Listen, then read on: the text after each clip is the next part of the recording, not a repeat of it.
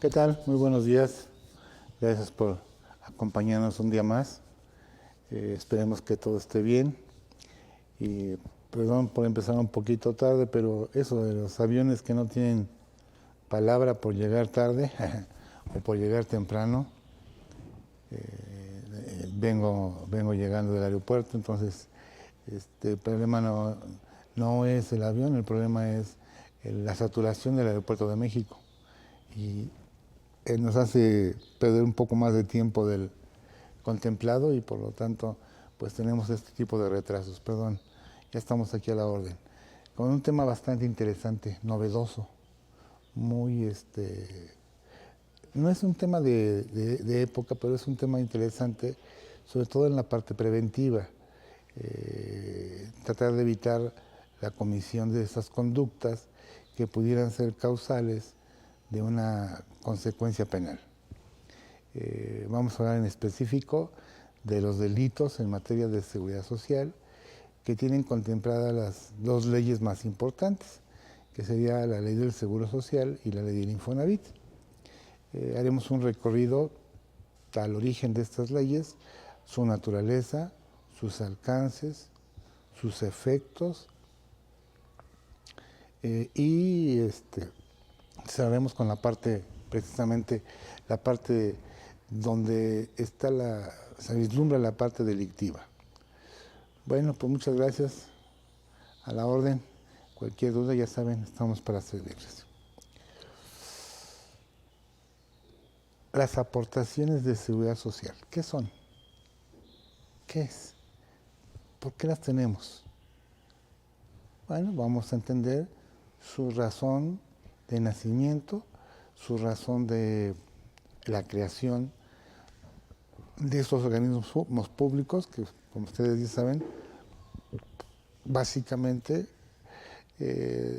son cuatro, aparte de la CONSAR, desde luego, pero tenemos al ISSSTE, al ISFAM, el Seguro Social de las Fuerzas Armadas de México, tenemos al Seguro Social y tenemos al Infonavit. Nos enfocaremos a estos dos últimos, al IMSS y al Infonavit. ¿Okay?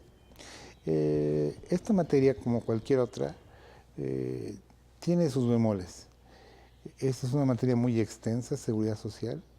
Más de 3,000 artículos la rodean, para que tengan una idea, además de la magnitud o de la dimensión de este tema. Es compleja, por lo mismo, por tantas disposiciones. Se compone de leyes que son básicamente la del Seguro y la del Infonavit, pero aparte de eso hay 16 reglamentos. Entonces, ante esas múltiples disposiciones, pues es obvio que a lo mejor probablemente no estamos enterados de todo su contenido y pues el riesgo está ahí latente. Entonces la idea es prevenir. ¿Okay? Esa es la idea de esta charla esta mañana con ustedes. Vamos a ver el porqué de la seguridad social, cómo se originó. Recuerden que seguridad social en México vincula dos ramas del derecho.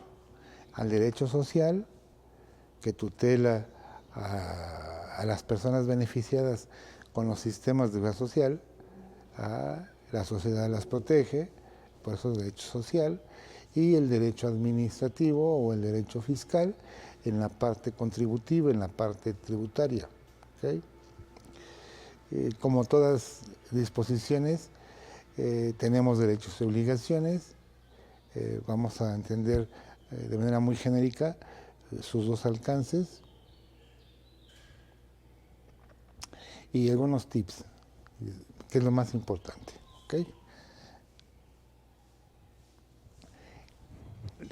Cuando hablamos de seguridad social, hablamos de derecho social para empezar. ¿Okay? Es el derecho humano a la seguridad social, es un derecho humano. Así está contenido en la Declaración Universal de los Derechos Humanos, en el artículo 22 y 25. ¿Okay? Hoy tutelado por el artículo 1 de la Constitución. Y cuando hablamos del derecho social, básicamente podemos dimensionar dos grandes rubros: prestaciones en especie y prestaciones en dinero, que pueden ser para trabajadores o derechohabientes, o sujetos con derechos y familiares o beneficiarios con esos derechos. El Seguro Social nos proporciona en dinero básicamente 5 conceptos, 5 o 6 conceptos. Los más importantes son los subsidios, las indemnizaciones sustitutivas de pensión en el caso de riesgos de trabajo, por ahí del artículo 58, las asignaciones familiares, las ayudas asistenciales y obviamente el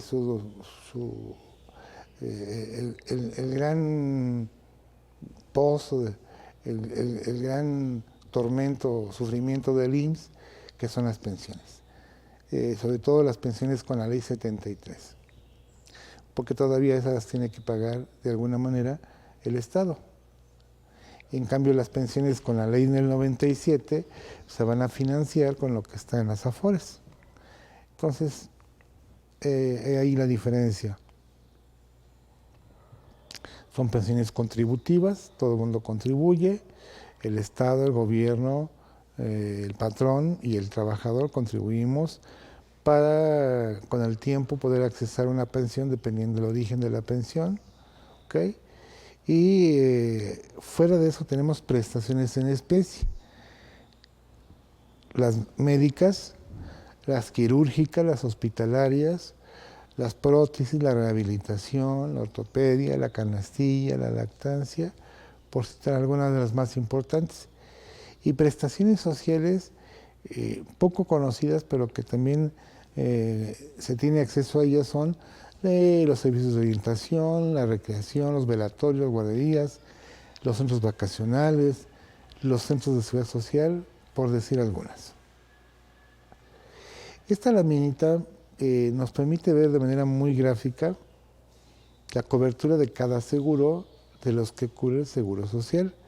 Tenemos el seguro de riesgos de trabajo, cubre los accidentes de trabajo, los accidentes de o en trayecto, la enfermedad de trabajo y en su caso la muerte por cuestiones laborales. Las prestaciones en dinero en especie, ahorita vamos a ver el fundamento de cada una de ellas. En el caso del seguro de enfermedad y maternidad, cubre, pues, como su nombre lo indica, la enfermedad general, la maternidad y en el caso del trabajo del sujeto beneficiado, pues su muerte. Invalidez y vida, como su nombre lo indica, pues es un seguro ante la invalidez o ante la muerte del trabajador. Guarderías, asistencia infantil, canastilla y las sociales, y retiro, cesantía y vejez, pues lo que tiene que ver con la pensión y la atención médica. Si quisieran ustedes identificar el fundamento de cada uno de los conceptos, fíjense que esta lámina está muy práctica, tengo muchos años de haberla desarrollado. Del lado izquierdo van a ver en el cabezal que dice especie. Y luego vienen ahí los conceptos que cubren la especie, es decir, por ejemplo, la asistencia farmacéutica, la prótesis, la rehabilitación, la ayuda obstétrica, la lactancia, por ejemplo. Bueno, el fundamento para todos esos alcances de prestaciones o beneficios lo encontramos en los artículos que ustedes ven dentro de la columna artículos, del lado izquierdo. Y del lado derecho, todas las prestaciones en dinero. Todo lo que una persona puede recibir por el derecho social. Que el aguinaldo, que los gastos de funeral, que las pensiones, la ayuda de matrimonio, todo está resumido en esta pequeña lámina. Entonces, con tiempo, con calma, si ustedes quieren ir conociendo, adentrándose más en esta materia, que de repente es necesario porque o nos consultan los trabajadores, o nos consultan los clientes, o simplemente tal vez algún día nosotros nos veamos en la necesidad de contar con una de estas prestaciones, y qué mejor que saber dónde se halla para poder exigir su otorgamiento. ¿Okay? Entonces, espero que les sirva esta laminita. Vamos a hablar muy rápidamente del derecho social. Recordemos que el derecho se inspira en la justicia. ¿Okay? El derecho nace como un órgano regulador de conducta humana. Imagínense una nación sin reglas. Si hoy, habiendo reglas, las reglas se violan, ahora imagínense un país sin reglas, un pueblo sin reglas. Nada más imagínense el poderoso haciendo estragos al débil, anarquía, abuso, atropello. Por esas causas fue que nació el derecho. Nació para tratar de regular la conducta humana, porque pues, somos complicados los seres humanos, somos un poco difíciles. Entonces, el derecho constituye la fuente reguladora a través de disposiciones normativas. Y el derecho lo podemos dividir en muchas ramas, pero principalmente en dos. El derecho privado, que regula los actos entre particulares, y el derecho público. El derecho público es cuando el Estado interviene o forma parte en la aplicación del derecho. Como ustedes saben, en el caso del Seguro Social, el Estado es partícipe.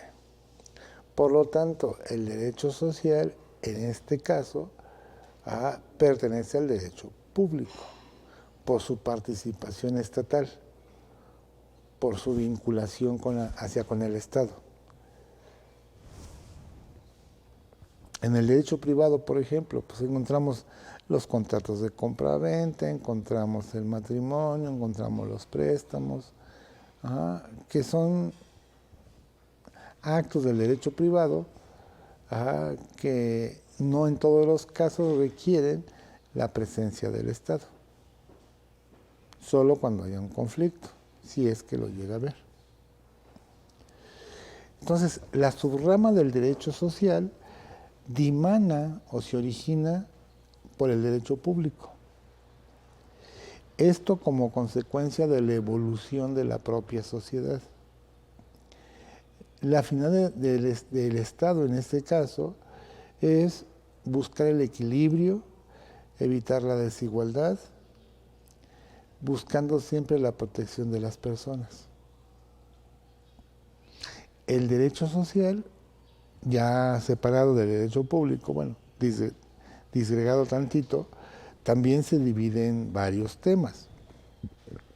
Por ejemplo, el derecho laboral, que es el derecho del trabajo, el cooperativismo, el derecho a la acción social, el derecho migratorio, el derecho agrario, la salud, la vivienda, por decir algunas, que son ramas del derecho social, que forma parte del derecho público.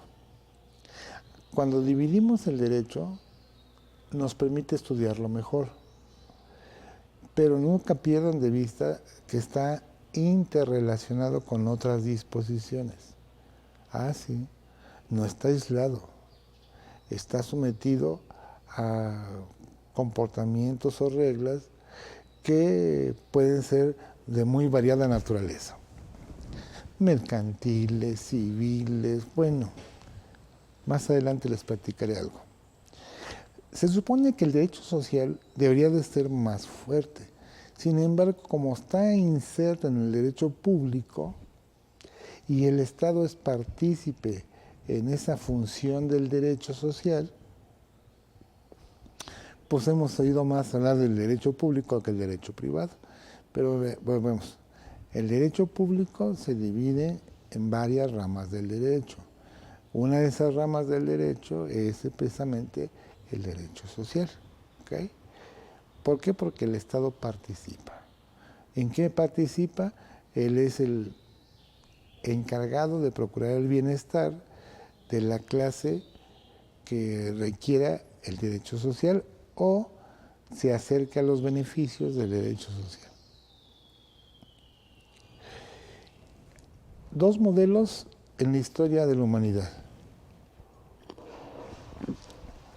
El modelo Bismarck, Otto von Bismarck, canciller alemán, por ahí de 1870, la famosa revolución industrial, que ya estamos en la cuarta revolución industrial.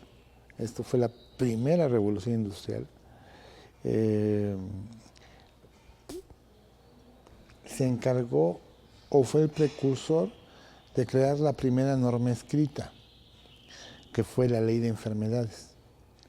Esto pasa ya por Alemania y precisamente surgió porque los trabajadores en aquel ayer pues reclamaban ciertos derechos que las leyes no se los reconocían.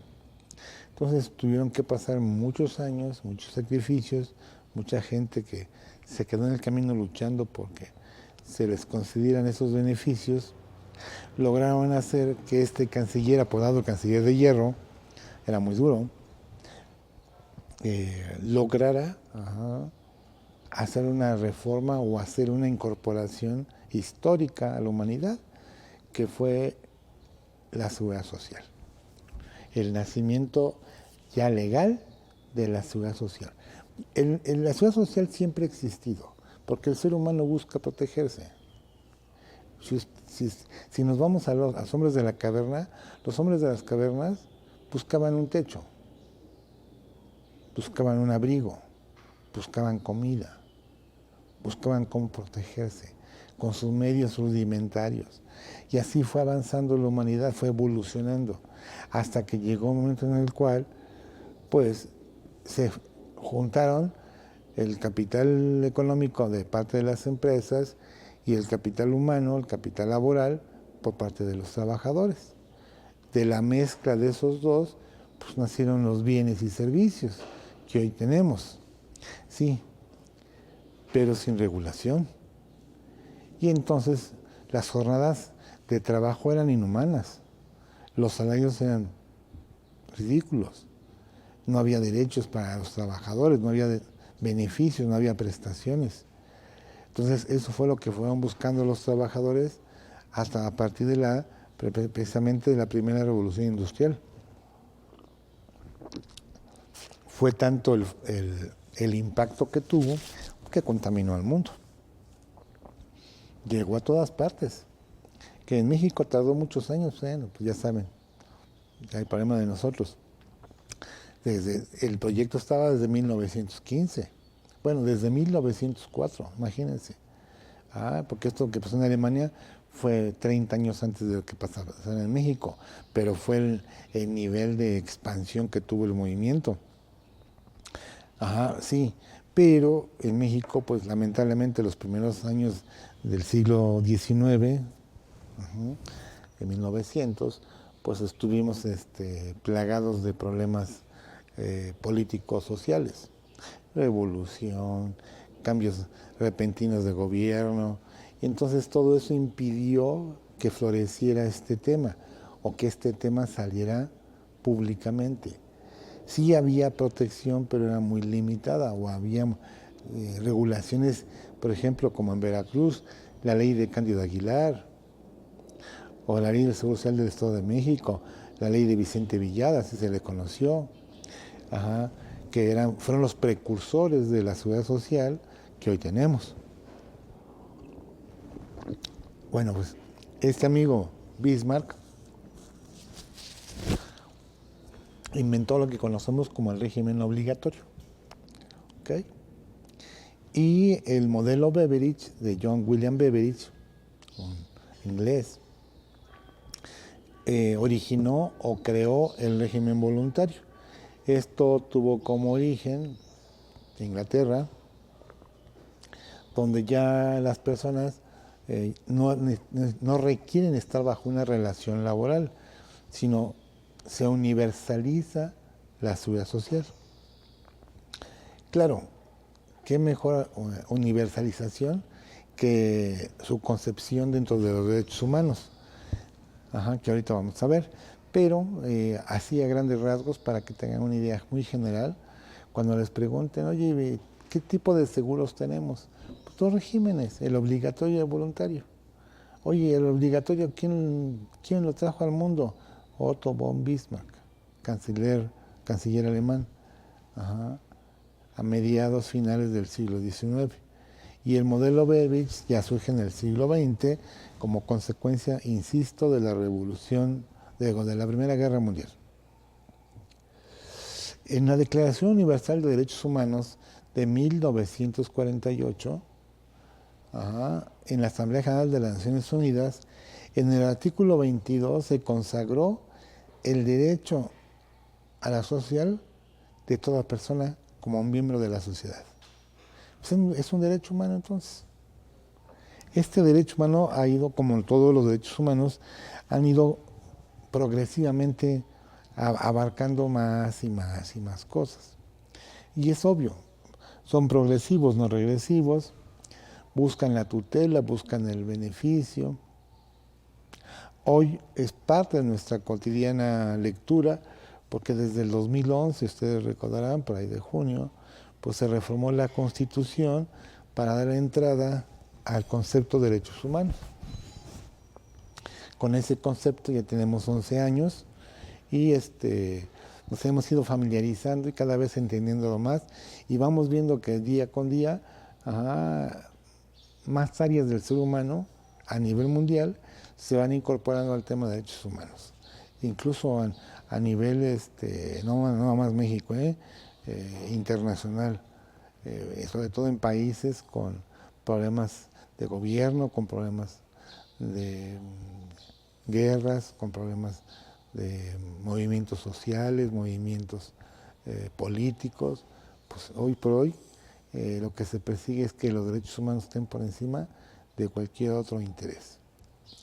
En el artículo 25 dice que todos tenemos derecho a los seguros en caso de desempleo, enfermedad, invalidez, viudez, vejez o a cualquier otra que nos haga perder los medios de subsistencia, y que la maternidad y la infancia tienen derecho a cuidados especiales. Cuando nos vamos a pactos internacionales en materia de derechos humanos, ¿y por qué nos vamos a ello? Pues recordemos que el artículo 133 nos habla de la jerarquía normativa o de la jerarquía jurídica, el nivel, y sabemos que desde el 2011 todos los tratados internacionales en materia de derechos humanos y la Constitución se encuentran al mismo plano. Es decir, si vamos a la pirámide de Kelsen, todos somos, primero, Constitución y tratados internacionales en materia de derechos humanos. Después, leyes. Jerárquicamente son 3 tipos de leyes, aunque nacen en el mismo órgano, por jerarquía, no supremacía, por jerarquía, se separan en orgánicas, reglamentarias y ordinarias. Una orgánica, por ejemplo, pues la ley orgánica de la función pública, una ley reglamentaria, la ley del amparo o la ley del trabajo, y una ley ordinaria, pues la ley del seguro, la ley de Infonavit o la ley de renta. ¿Okay? Bueno, después abajo los reglamentos, abajo de los reglamentos, pues decretos, acuerdos publicados en el diario oficial que otorguen derechos y beneficios a los ciudadanos, y por último la jurisprudencia como fuentes formales del derecho. Bueno, entonces a nivel internacional los tratados están íntimamente ligados a la Constitución, están en paralelo. Bueno, en el artículo 23 del Pacto Internacional de Derechos Políticos y Sociales, derechos civiles y políticos, de 1966, dice: toda La familia es elemento natural y fundamental y tiene el derecho a la protección de la sociedad y del Estado. Todas las familias tienen derecho a que las proteja el Estado. ¿Okay? El niño tiene derecho sin discriminación, o sea, no importa su color, su dinero, su raza, su origen, a las medidas de protección que le hagan falta a ese menor. En el Pacto Internacional de Derechos Económicos, Sociales y Culturales del 16 de diciembre del año 66, en el artículo 9 dice: los estados parte reconocen el derecho de toda seguridad social, incluso. O sea, aquí una vez más vuelve a surgir la palabra seguridad social. ¿Y es un derecho humano? Sí, claro, es un derecho humano. Artículo 16 de la Declaración Americana de los Derechos y Deberes del Hombre de 1948, y dice: toda persona tiene derecho a la seguridad social.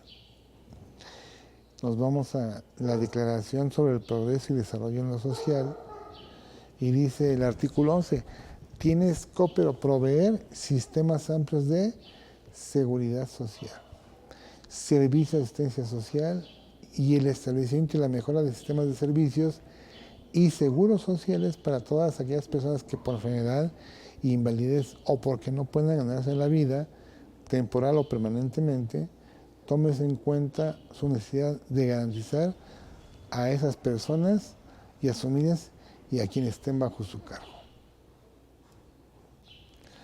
En la Declaración sobre el Derecho al Desarrollo, en su artículo 8, en el punto 2 dice: los estados deben alentar la participación popular en todas las esferas para el desarrollo y la plena realización de todos los derechos humanos. Resumiendo entonces, hoy la seguridad social que nace en Alemania, que se ratifica en Inglaterra, bajo 2 modelos, que cubre prestaciones en dinero, en especie, a toda la población derechohabiente, que viene desde la Declaración Universal de los Derechos Humanos y desde otros pactos internacionales, es con la finalidad de que se tutele, se proteja por parte de la sociedad a esas personas. Si no se cumple con ese fin, el Estado hará uso de sus medidas para lograr que se logre o para lograr que se dé. En el artículo 26 de la Convención Americana sobre Derechos Humanos, o lo que se conoce como el Pacto de San José, dice: los estados partes se comprometen a adoptar providencias para lograr progresivamente la plena efectividad de los derechos que deriven de esas normas. También hay otro actor, la OIT, Organización Internacional del Trabajo. La OIT, como ustedes saben, agrupa a todas las naciones y emite recomendaciones, emite criterios para orientar y, en su caso, aplicar temas de índole laboral. Bueno, tenemos el convenio 102, que es el convenio sobre la seguridad social normal, lo que es la norma mínima. Este es del año 52 del siglo XX. El convenio C-118, igualdad de trato en materia de seguridad social, de 1962. El C-157, convenio, es la conservación de los derechos en materia de seguridad social, es del año 82. Y el C-117, política social, normas y objetivos básicos. Este es del año de 1964. Aquí, hasta este momento, fue un breve repaso, un breve origen de la seguridad social a nivel universal, al derecho social. Ahora vamos a ver qué dice nuestra regulación local. nuestra regulación propia.